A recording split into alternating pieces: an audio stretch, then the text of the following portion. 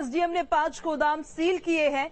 दादूपुर और गोविंदपुर में गोदाम सील किए गए। अवैध रूप से प्लास्टिक को गलाने का यहां काम हो रहा था। रिहायशी क्षेत्रों में मौजूद लोगों ने शिकायत की। प्रदूषण बोर्ड के अधिकारी और नायब तहसीलदार और पुलिस की भी मौजूदगी रही। बड़ी जानकारी इस वक्त की आपको बता रहे हैं, हरिद्वार से सामने आई है ये खबर। एसडीएम ने जहां 5 गोदामों को सील कर दिया है, दादूपुर और गोविंदपुर में जो गोदाम थे उनको सील किया गया। अवैध रूप से दरअसल प्लास्टिक को यहां पर गलाने का काम किया जा रहा था और रिहायशी क्षेत्रों में मौजूद लोगों ने ही इसकी शिकायत की। प्रदूषण बोर्ड के अधिकारी और नायब तहसीलदार वहां पर मौजूद रहे। देहरादून से अगली खबर, जहां मंत्री गणेश जोशी ने बड़ी कार्रवाई की है। उद्यान विभाग के अपर निदेशक आरके सिंह पर एक्शन लिया है। अपर निदेशक आरके सिंह को सस्पेंड करने के निर्देश दिए हैं। काम में लापरवाही बरतने पर कार्रवाई की गई और ये निर्देश दिए गए। तो बड़ी खबर है, देहरादून से आपको बता रहे हैं, मंत्री गणेश जोशी ने ये बड़ी कार्रवाई की। उद्यान विभाग के अपर निदेशक आरके सिंह पर एक्शन लिया गया है, उनको सस्पेंड करने के निर्देश दिए गए हैं।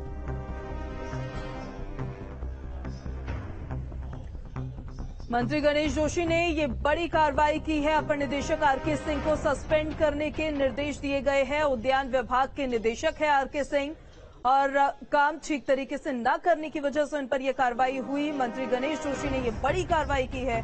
उद्यान विभाग के अपर निदेशक आरके सिंह को सस्पेंड करने के निर्देश दिए गए हैं। काम में लापरवाही बरतने पर कार्रवाई के निर्देश दिए गए हैं और अब आरके सिंह जो उद्यान विभाग के अपर निदेशक हैं उनको सस्पेंड किया जाएगा। इसके पीछे की वजह काम में लापरवाही बरता करते थे। चमोली से अगली खबर, बद्रीनाथ में हुई जमकर बर्फबारी। पहाड़ों ने सफेद चादर बर्फ की ओढ़ ली है और सैलानियों ने वहां पर प्रकृति का काफी लुत्फ उठाया है। बर्फबारी के बाद मौसम भी सुहावना हो गया है। तापमान में गिरावट दर्ज की गई है। बद्रीनाथ धाम की यात्रा अपने अंतिम दौर में चल रही है। बद्रीनाथ धाम के कपाट 19 नवंबर को बंद होंगे। इस बीच यहां मौसम ने करवट बदली। बर्फबारी शुरू होने के चलते तापमान लुढ़क गया। बद्रीनाथ धाम में मौसम पूरी तरह से सर्द हो चुका है। बद्रीनाथ धाम में जबरदस्त कड़ाके की ठंड बढ़ गई है और बर्फबारी के बाद भी श्रद्धालुओं का जोश वहां कम होने का नाम नहीं ले रहा है। जिस तरह से लगातार बर्फबारी का दौर जारी है, तो श्रद्धालु और पर्यटक भी बर्फबारी का लुत्फ उठाते हुए नजर आ रहे हैं।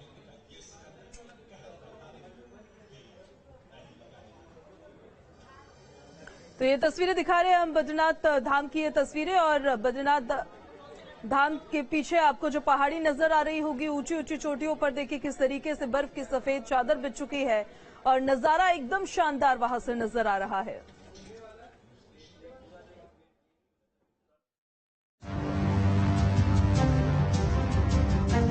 बर्फ की सफेद चादर में लिपटे पहाड़, बद्रीनाथ में दिखा खूबसूरत नजारा। बर्फबारी से कड़ाके की ठंड का एहसास। बद्रीनाथ धाम में मौसम ने करवट बदली और धाम में बर्फबारी हुई। बर्फबारी से कड़ाके की ठंड पड़ रही है। चमोली जिले में सुबह से ही मौसम खराब था। धाम में ऊंची चोटियों पर ताजी बर्फ जम गई है। इसके साथ ही हेमकुंड साहिब, फूलों की घाटी, रुद्रनाथ समेत ऊंचाई वाले क्षेत्रों में बर्फबारी हुई, जिससे मौसम में ठंडक आ गई। मैं बाबा के दर्शन करने आया हूँ बद्रीनाथ जी के। बहुत ही आनंद आ रहा है। बहुत बर्फबारी हो रही है यहाँ पे और बहुत ही अच्छा लग रहा है। मैं पहली बार आया हूँ यहाँ पे दर्शन करने के लिए बाबा से। जय बाबा। जय बाबा।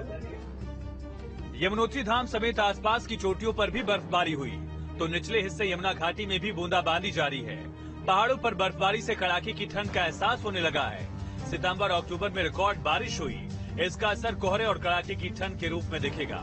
मौसम विभाग के मुताबिक मौसम में बदलाव आ रहा है। उससे चक्राता जैसे ऊंचाई वाले पहाड़ी इलाकों में बारिश और तापमान गिरने की संभावना है।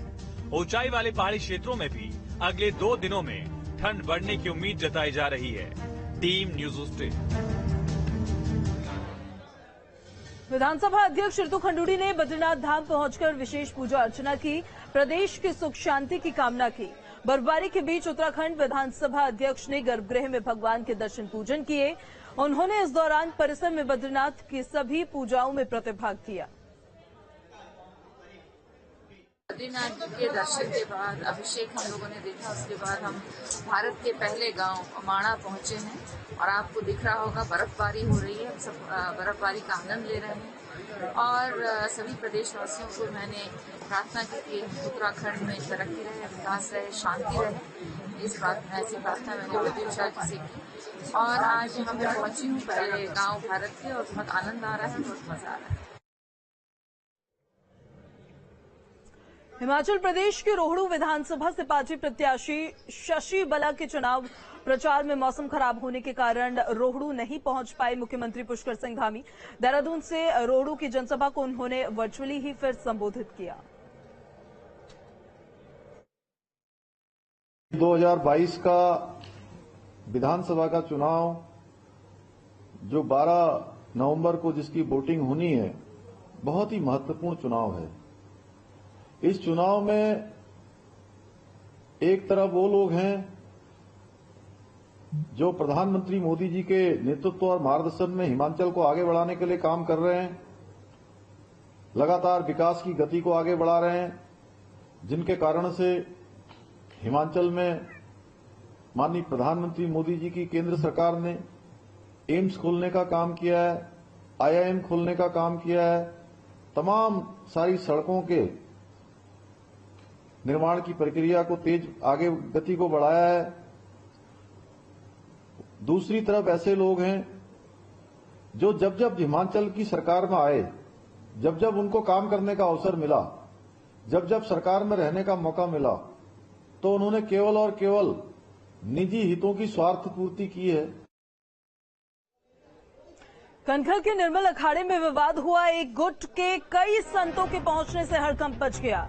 पहले से काबिज गुट ने आरोप लगाया है, अखाड़े पर कब्जे का आरोप लगाया गया है। अखाड़े में हालात अब तनावपूर्ण है। दोनों पक्षों को समझाने बुझाने की कोशिश की जा रही है।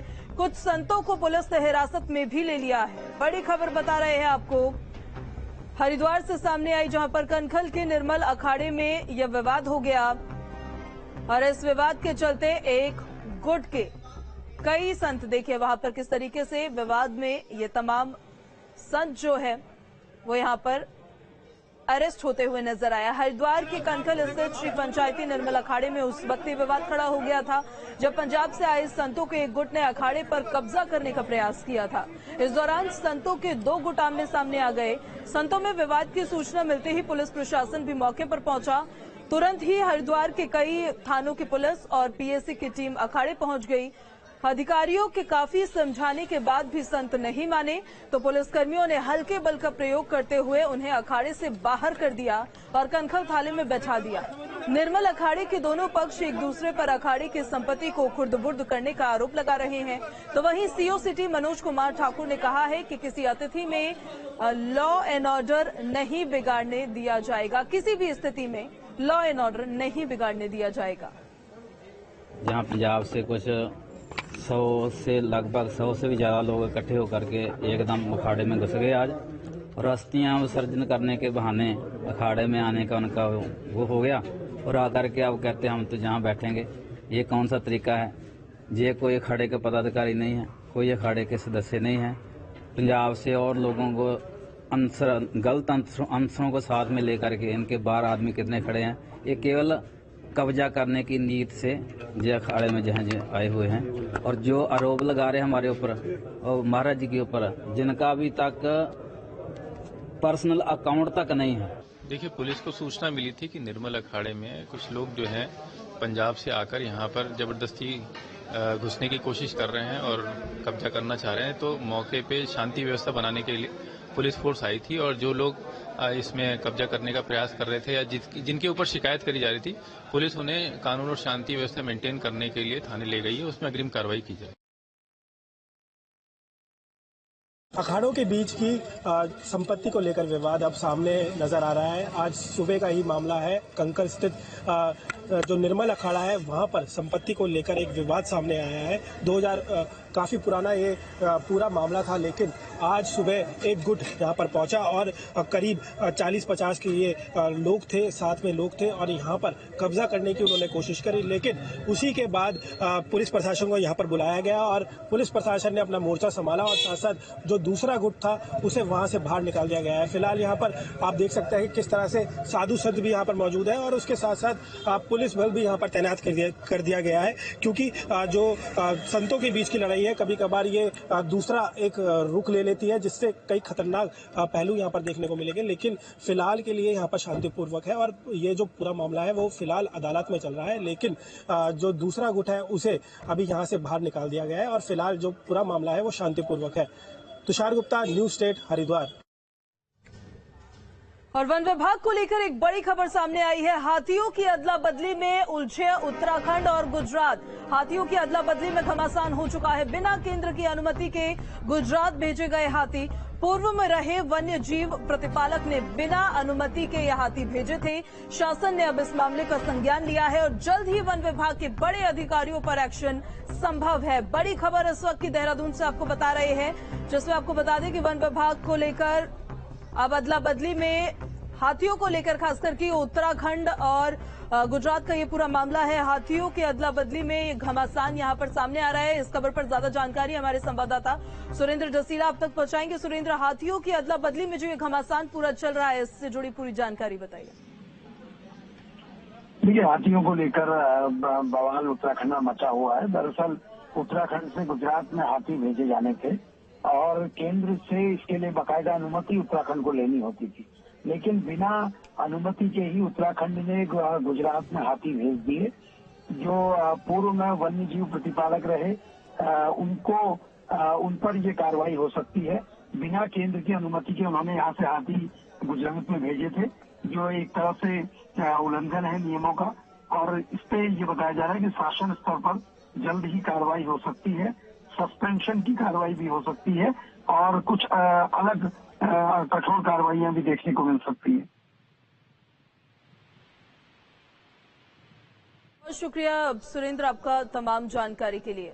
तो शासन ने अब मामले का संज्ञान लिया है और जल्द ही वन विभाग के बड़े अधिकारियों पर एक्शन संभव है। उत्तराखंड और गुजरात में हाथियों की अदला बदली को लेकर ये पूरा मामला जो है वो सामने आया है, जिसमें वन विभाग की तरफ से अब एक्शन लिया जाएगा।